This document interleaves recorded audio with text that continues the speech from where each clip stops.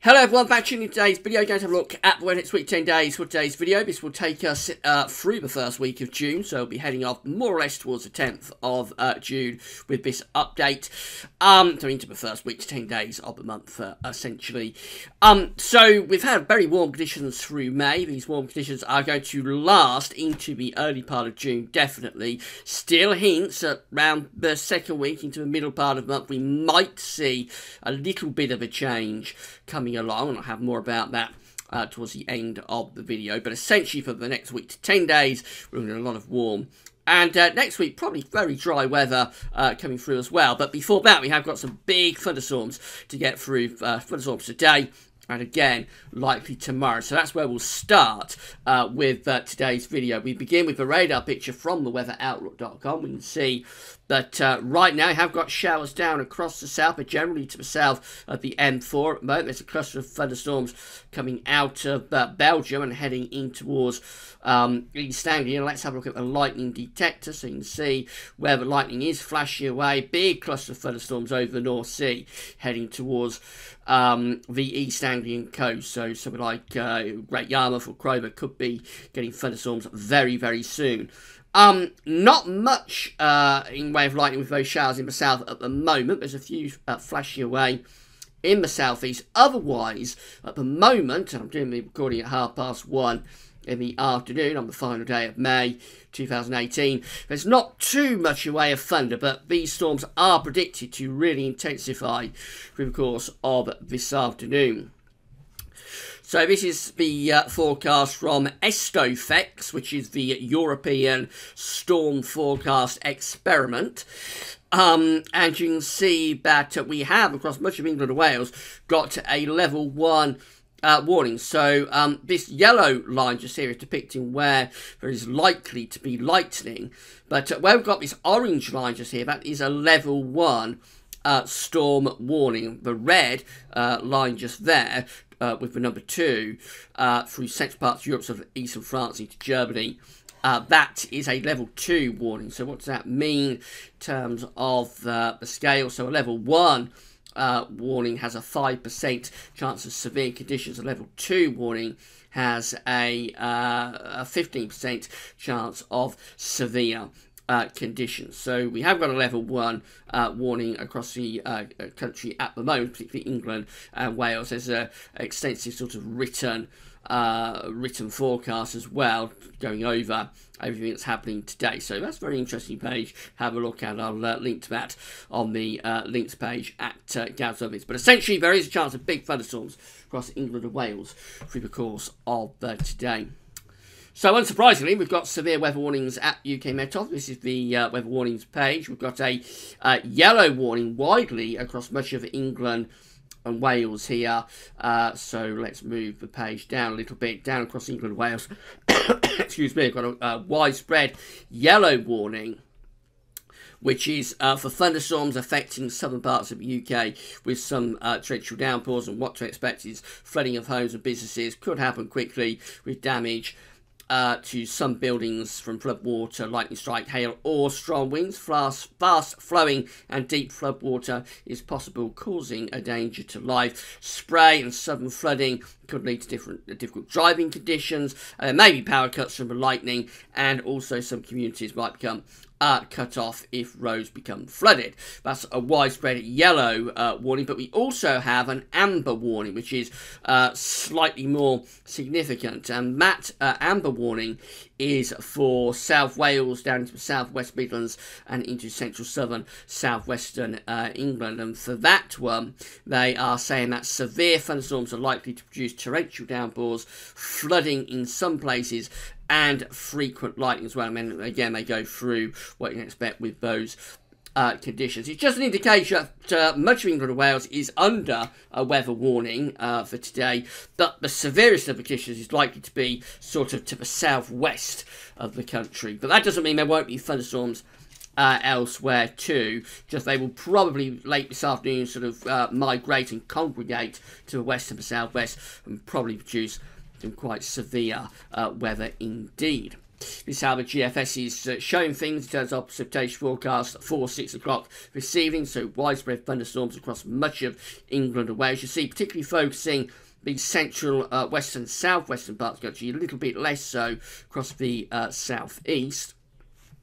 High levels of Cape today, so there is definitely thundery potential within the atmosphere. We do it all over again tomorrow, but tomorrow's storms are probably further north and east as well. So many parts of the country at risk of thunderstorms tomorrow over a much greater sort of area. And again, widespread levels of Cape and lifted tomorrow will give us the chance of very significant lightning and thunder coming through those storms. Well, after that, things will calm down over the weekend.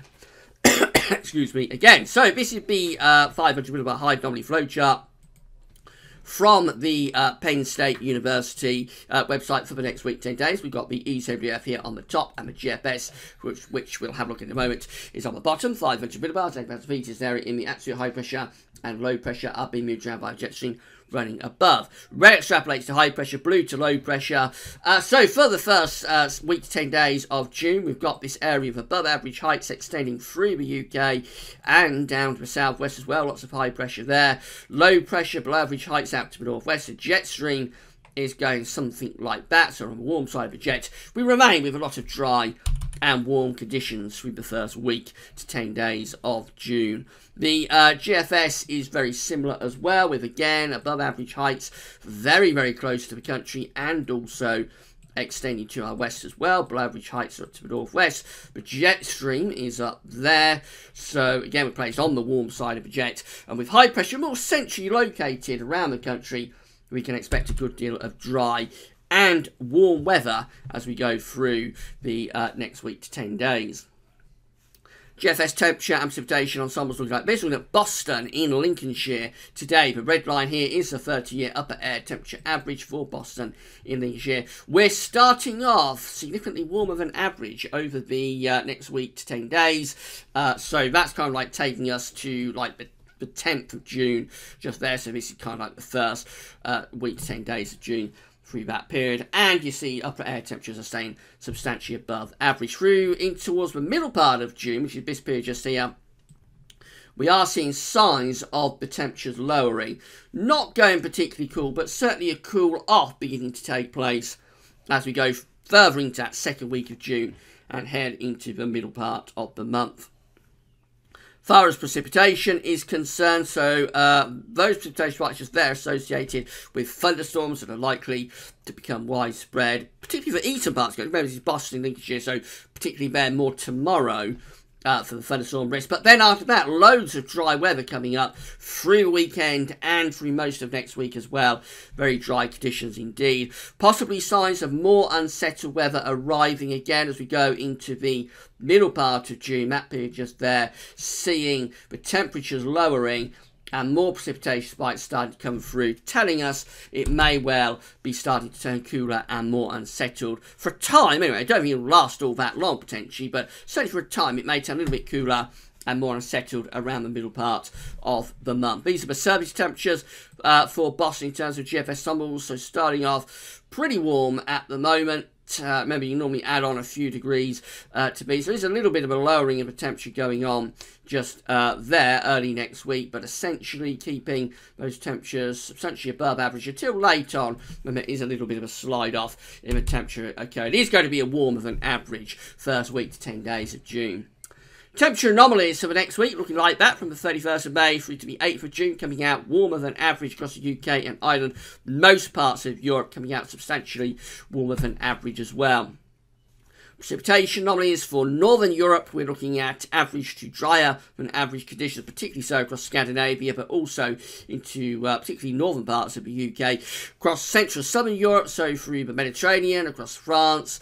In Central Europe, the precipitation anomalies there are average to wetter than average. So it continues to be a case of a north-south split, but north of Europe is dominated by high pressure. The south of Europe has got those thundery areas of low pressure. That's how the GFS is picking things up on Sunday then, with high pressure out to the northwest of the country, low pressure down to the southwest, likely to be warm, and with a fair amount of dry weather as well, I would have thought. Through the early part of next week, this high pressure starts to slink down across the country, so there should be a decent amount of dry and pretty warm weather coming through with that. Pressure is still weak to the south and the southeast, so it could still be showers threatening some of those southern southeastern parts of the country. By the middle of next week, we are firmly under high pressure then. So lots of dry and warm weather.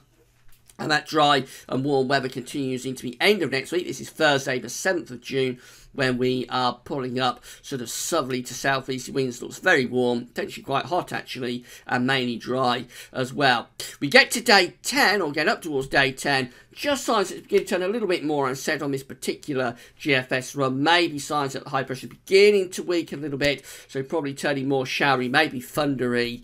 And then after that, as we head up towards the middle part of June, this particular run of the GFS starts to turn things more unsettled. It breaks down the high pressure and begins to move low pressure in from off the Atlantic. So that's definitely starting to bring not only much cooler conditions, but also much more unsettled conditions as we head towards the middle part of the month. That's how we go to the 16th of June, as far as we can go with this particular GFS run. It looks pretty cool and generally quite showery as well. So the second week of June, definitely, especially going up towards the middle part of the month, definitely seeing signs of a change with this GFS run anyway.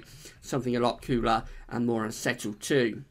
East NDF looks like that, so through the early part of next week, a lot of high pressure emphasis, going to be plenty of dry weather and very warm conditions continue into the second half of next week. No real change. High pressure stays quite dominant. It is weakening a little bit. We're beginning to bring some low pressure in towards the far northwest of the country, but essentially we are still under that ridge of high pressure, so still pretty dry and warm through to the second half of next week.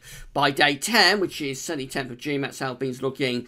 Again, it's not particularly unsettled, but probably just signs that we are beginning to weaken the ridges a little bit. Ridges that have been dominating for so very long might be starting to weaken both to the northeast over Scandinavia and around the Azores high as well. Both the ridges might be starting to weaken. So if we was able to roll on another 24 or 48 hours, we will probably find these areas of low pressure up here starting to attack with the jet stream from the northwest as we go further into that second week of June. But of course that's speculative. We can only go up to day 10 with the ECM. And then finally the GEM looks like that. So for the early part of next week, we're looking like this. High pressure is dominating. In fact, high pressure is going to be dominating through much of next week. So it's going to stay warm next week, but the difference will be that I think we lose a lot of the cloud that we've been plagued with this week, and we will also probably lose a lot of the shower and thunderstorm risk that we've had over the last few days. So next week is probably going to be better than this week if you like warm, dry and sunny conditions. Running through towards the end of next week, still keeping this ridge of high pressure dominating the weather as well. That's how we finish up at day 10 with the GEM.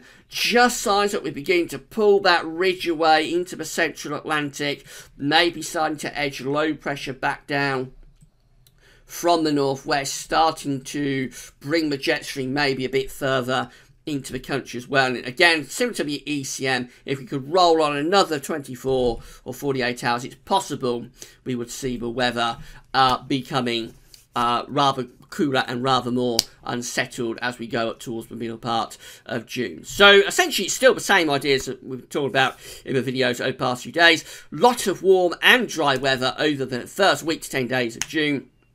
As we head up towards the middle part of June, the indications, the hints are still there that we may start to see cooler and more unsettled conditions coming back in from off the Atlantic. How long that would last for, of course, would it just be a few days or would it last through into the second half of June? It's too far away to say at the moment. Maybe JMA Friday tomorrow will be able to shed more light on that. So that's how it's looking. Big thunderstorms coming up through course this afternoon and again tomorrow. So do take care in those storms and downpours. There's going to be some torrential rain, severe lightning around as well. So do look after yourself if you're off out and about in those thunderstorms this afternoon. After that, the weekend and next week, we'll see substantially quieter weather, I think, with the storm risk easing down quite a lot and plenty of warm and dry weather to come. Don't forget to check out to click like on this video if you enjoyed the content, and remember to subscribe to the YouTube channel as well. That's all for now, and thanks for watching.